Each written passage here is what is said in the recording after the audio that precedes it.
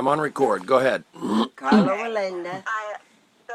We've been starting again with just an introduction. So you just want to say your name, how old you are, how you got involved, and what exactly you do. Well, I'm Carla Walenda. I'm turned 77 yesterday. And the way I got involved, I was born. My parents, my grandparents, great-grandparents, they were all in show business. And that's the only thing I ever wanted to do. We have films where I'm 3-4 years old and I'm already on the wire. And I'd never wanted to do anything else. I've loved my whole life. I love the performing, the thrill of it, and raising my kids. And it's a very educational life because, I mean, we stop at Custer's Last Stand and Petrified Forest, Grand Canyon, Gettysburg. You actually get to see all these places the way our business is traveling around, and Caribbean islands, all over Mexico, all over Canada, and even into Europe. Well, Rick has been over to the Orient. I haven't had the chance to do that. I've been to Hawaii 3 times, but not the Orient, and I still love every minute of it. I do have to work a little bit slower now that I'm 77. I'm still going up and doing everything, but a little slower. But we play faster music, and then the people can't tell that I'm working slower. That's awesome. You mentioned, obviously, travel being a huge component of the lifestyle. What is the favorite place that you've gotten a chance to see? Well, I did enjoy very much performing in Mexico City. It seems like over there, you're more appreciated as an artist. And like when I performed over there and we were doing the 7-person pyramid, the people would get so enthusiastic applauding, and then the band would play some song. I don't know what it is, but they play that for the bullfighters, and have to go in and take an encore, another bow, and that really makes you feel good. Mm-hmm. What's your first memory of performing? Well, I can remember way back when I was very little. I think I was 3. I don't know if we have any film of it, but Palisades Park, New Jersey, and I didn't walk. They didn't let me walk the wire by myself up that high. I just sat on my daddy's shoulders, and he carried me across. And then when I came down on the stage, people started throwing money up on the stage. And I started picking up the money, and my father hollers at me. He says, no, take your bows, take your bows. So, that's great. Yeah. How many, I mean, you've obviously had a long, successful career, but how many family members have you worked with? I mean, obviously now you're doing your own thing with Mike, and then also working with Rick on occasion. But how many people have passed in and out of the various acts that you've been a part of?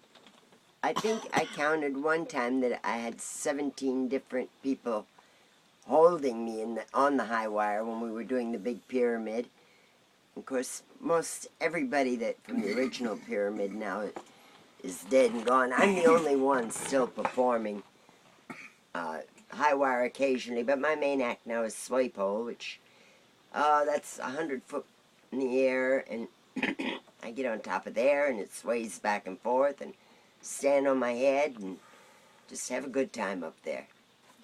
That's awesome. Is that your favorite? I mean, between the high wire and the sway pole? I mean, it seems like sway pole is kind of your specialty. Yes, I love the sway pole act. It's just way up there and my own. What is it about performing, I mean, that attracts you so much? I mean, you couldn't imagine doing anything else. What is it that makes you feel that way about it?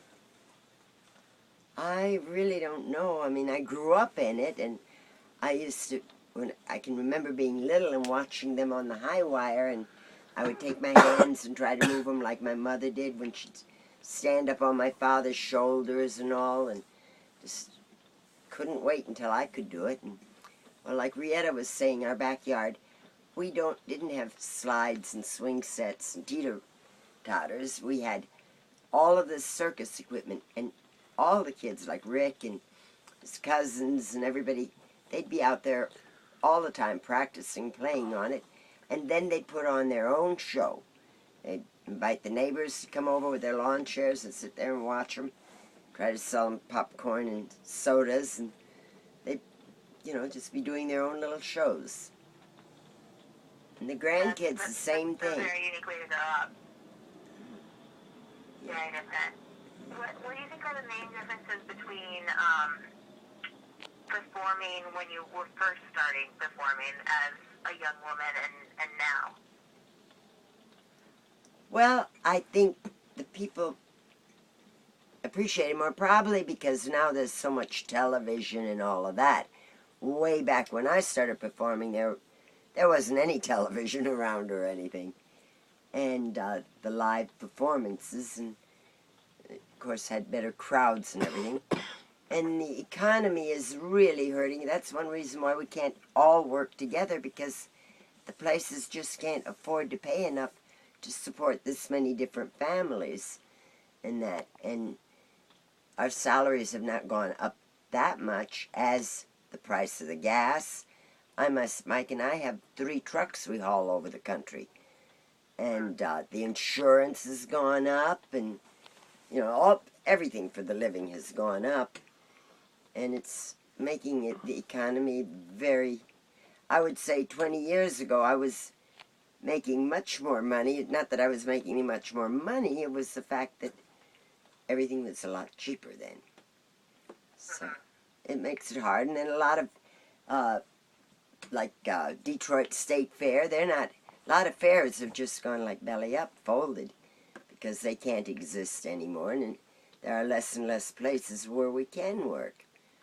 So, but I'm old die hard. I'm not going to quit. People ask me when I'm going to retire. Well, I'm only 77. What about George Burns? If anybody want to book me for my 100th birthday to do a show for him, I'm ready. That's awesome. And likewise, you guys are in a very unique spot in Florida with, the history and the background of that area.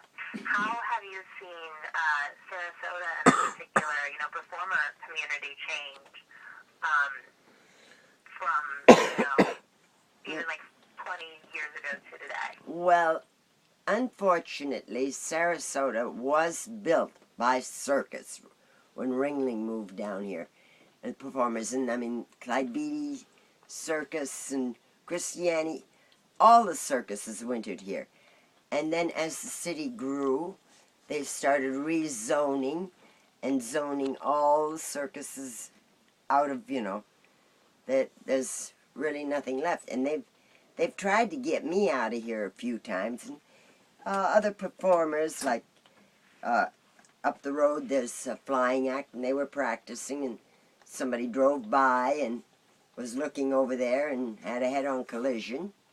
And then on another spot, somebody was practicing, and somebody driving by ran into a palm tree, and they were trying to put up a thing that none of us could practice unless we built a wall higher so people couldn't see us from the street and that. Well, that would be awfully hard for a lot of us performers. And if you're up there, 30 feet in the air. Yeah, well, everybody got a really big wall. Yeah, everybody got together, and they hired a lawyer, and I think it was about 80 of us that had this lawyer down. And anyway, the lawyer found something in New York City one time where this very endowed gal, Bus 52 Double D, and in a sweater was walking down the street, and this guy was looking at her, and he had a wreck.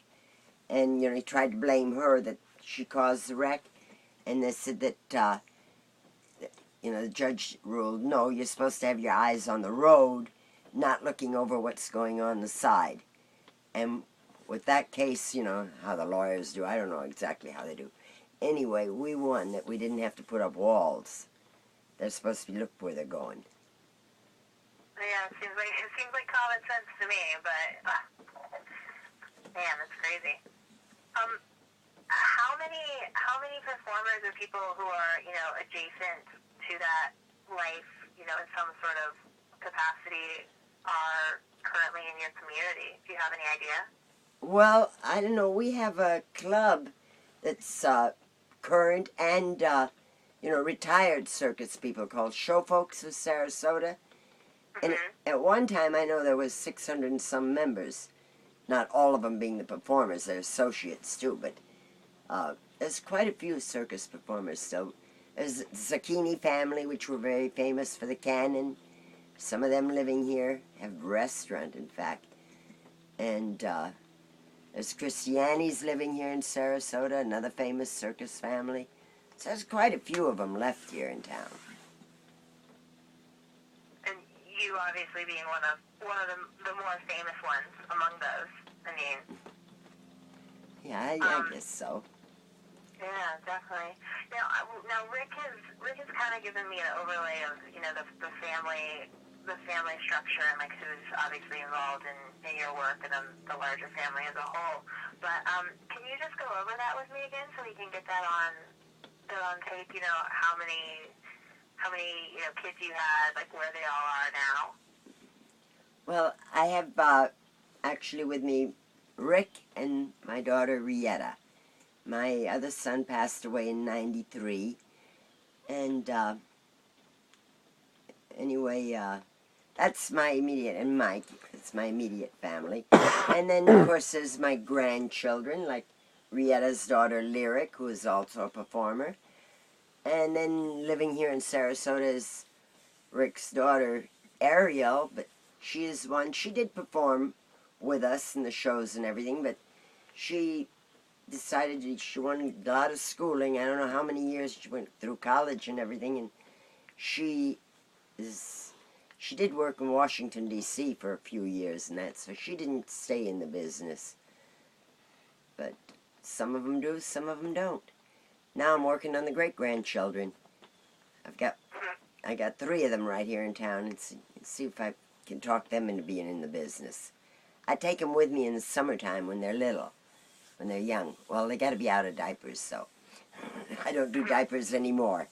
Good. And what about extended family? I mean, like you're obviously from a really really big family. Like how many other extended family members do you see on a daily basis, or even a weekly or monthly basis? Well, I just see them occasionally because they're in and out of town when I'm in and out of town. So I don't really see much of them. There's, of course, my grandnephew Nick, but I never see him because, well, his mom and dad had broken away from the family and did their own thing, moved away before my father even got killed. So I see him on TV more than I do see him in person. And I got other nephews and nieces, and we often get calls from somebody that say they're a Wallenda, but we're never sure where they came from. Crazy. And I know you also manage some of the housing in your neighborhood, or do you still do that, or did you used to do that? I was unclear. What, the housing? Yeah, you're a landlord? Well, it's actually like a trailer park, mobile home park. And way back in '49, my father bought this 20 acres out here, and it was way out in the country. Like Mike said, like a one-lane road, bush overgrown. And he bought that out here, and we just chopped down the woods. I mean, really like pioneers, and built in our own septic tanks, and it was all circus people living on that 22 acres. And my father asked which part did I want, and my half-sister, what part did she want? And then my brother Mario, who is in a wheelchair, he's got some out here. And it was, for quite a while, all circus people living out here. But as they passed on, or moved on, they sold it, and now there's quite a few local people living out here.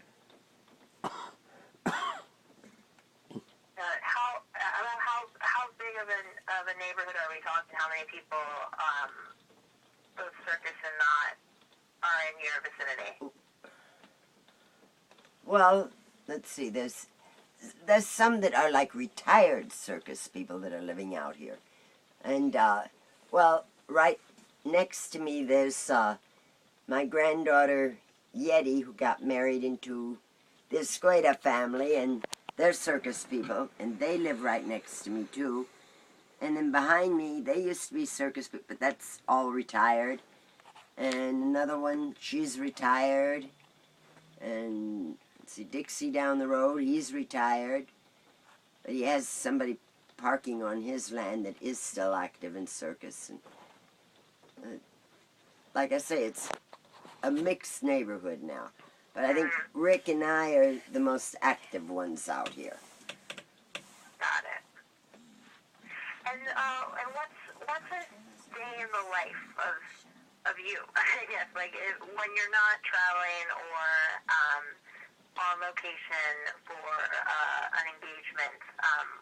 What's your day-to-day life like? Well, when I'm not traveling, when I'm home here in Sarasota, I go out and help them practice, and I usually do the cooking for the whole gang. I'm famous for cooking, so I cook for Rick and Egan and everybody, and I don't know how to cook for just, a few of us, so we either have to eat the same meal a couple of days, or Rick takes it and carries it off to other hungry people. So a family dinner is a pretty common occurrence then? Oh, yes. And do those happen at your place or At which my place. or? I have a mobile home, big mobile home, big dining room table, and big kitchen. That's what's important to me, the big kitchen, because I do love cooking. What are some of your favorite recipes? Well, international, wherever I've been, and like I cook a few different Chinese foods, I cook some German, except the dumplings. Rick has to make the dumplings because I never did master dumplings. Mine all fell apart all the time. And Rick has mastered the German dumplings. So, and Italian, of course we cook a lot of Italian because Rick's father was Italian. Taught me a lot of Italian cooking, and then. So if we were to observe a typical family dinner, what would we see?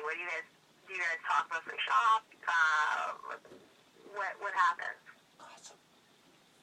I don't understand. A typical dinner, it's whatever I cook. I cook a lot of. Make tacos and burritos and Spanish rice, and then the German soups like my grandmother used to make it. It's always big, a lot of like one pot dinners. Mm-hmm. Yeah, it's just really it's not so common where you see families get together that often with such regularity. It's really unique. It's a nice thing you have there. Yeah, we enjoy it.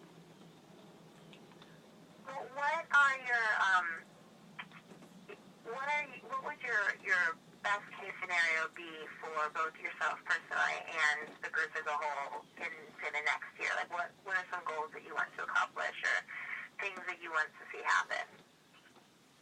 Well, I hope we all get good work, and we hope that the economy picks up so that we can make some money when we're out there.